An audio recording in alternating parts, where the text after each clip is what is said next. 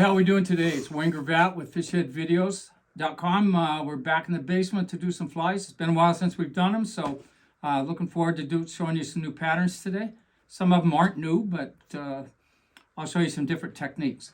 One of the things I would say is that I want you to hit that subscribe button, hit that like button. It's really important for us to get subscriptions. Likes are wonderful, subscriptions are better. So let's please hit that button. And with that, let's talk about the fly we're going to do today. The fly we're going to do today is a freshwater shrimp. I was just up at Georgetown last week, and I had two pretty spectacular days of fishing. One day I got 53, and the next day I got 54. It was crazy. The one day I fished this fly a couple different ways. You can fish this fly excuse me, under an indicator, and that's fine, but that's not how I was fishing it. I was fishing it with a split shot, maybe 20 inches above the freshwater shrimp, throwing it out, and then just a slow strip along the bottom, and it was amazing, but it was really fun. So with that, let's get started with the fly, and we'll take a look at the materials that we got. Oh, and here's some different ones that I was using. And the interesting thing was I didn't try any that didn't use, that didn't work. This lake is full of freshwater shrimp. It's a weedy, warm lake, and it's certainly one of the major food sources in that lake. So with that, let's take a look at the materials. I'm going to move those out of the way. So the hook we're using today is a size 12 scud hook. The bead, and this bead, as you can see, is bought from a Michael's, a Joann's Fabric, Hobby Lobby, just a plastic bead. Some of them, though, I do have colored lead beads on. The rib is just going to be a fine copper wire. The color we're doing today is a light olive, and and again, this is a really, really good product. FlyTiresDungeon.com. If you haven't looked at that, you need to. The shell on the back is Swiss straw. That's my old brush, and the thread is olive. And with that, let's get this thing rolling. And another beauty of this fly is that it's one of my main themes is that it's simple. It's simple. I probably lost a dozen, and other than being a hassle tying a new outfit,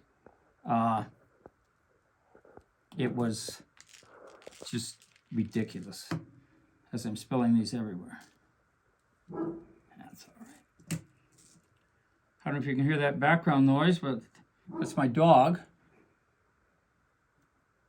Okay, so we're just gonna put this bead on here.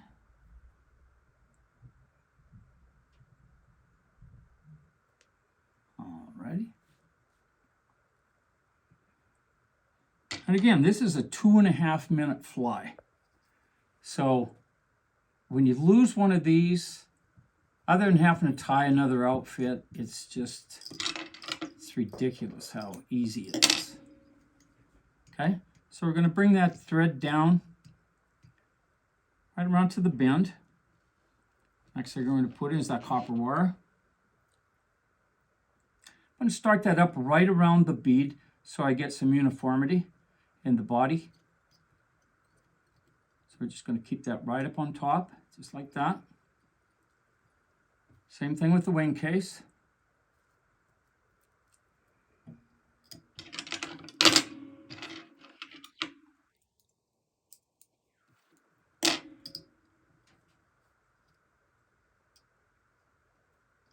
Catch that. Again, keep a little tension on that. Keep it right on top. Just like that. Right to where you tied off that wire. Okay? All right. You don't want to spill one of those vials of beads, or you've got beads you'll never find. Okay. So now we're just going to take a little of this. Let's kind of mix it a little bit. Okay. little moisture. See, I moved that. I don't like a background of anything. You want a pure, nice, clean background when you tie. Don't have a whole bunch of materials and garbage and stuff in your way. It just breaks your concentration. Usually you can do this in one dubbing loop, but we'll just see. Should be close. Okay, so we're just going to wind this, not extremely tight, because as you'll see here, I want to pull out some of those fibers that will act as the legs. Perfect. Okay, and I used the brush twice.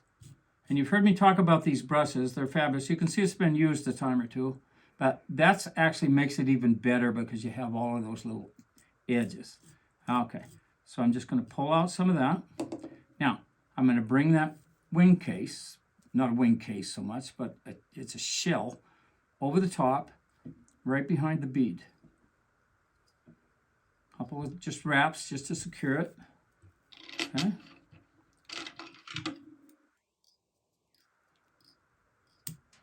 Go in there, cut that off. And I probably will add just a little bit of more dubbing after I do this. You'll see. Okay, so now I'm just going to wrap that wire over that wing case, up to a point right behind the bead. A few wraps with my left hand just to ease it in there. And again, when you cut that, or you can whirly bird it if you want to go that route, that's fine. Okay, notice how I use my fingernail to put that wire where I want it. There's a little tag sticking up there, so I just fold it over in the direction that it's wound. I'm going to add just a tiny amount right here at the head.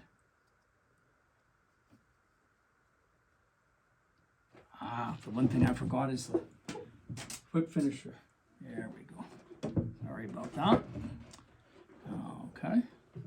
So now we're just going to go in there with that whip finisher. Just like that. Good.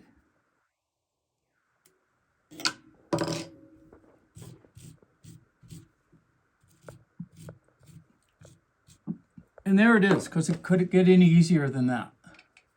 I mean, that's, can you leave that light on?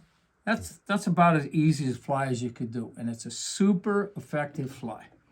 Now, incidentally, they sell this fly up at Georgetown Lake at Moose Marina, so if you go in there, you'll see my flies in there, and the lady in there is Kathy Laslowitz, a very nice lady, and you can tell them I sent you in there. So with that, I'd encourage you to hit that subscribe button and that like button. And most importantly, I want you to tie this fly, and last but not least, fish this fly. You'll be absolutely amazed how effective it is. With that, get out there and give them hell. Thank you.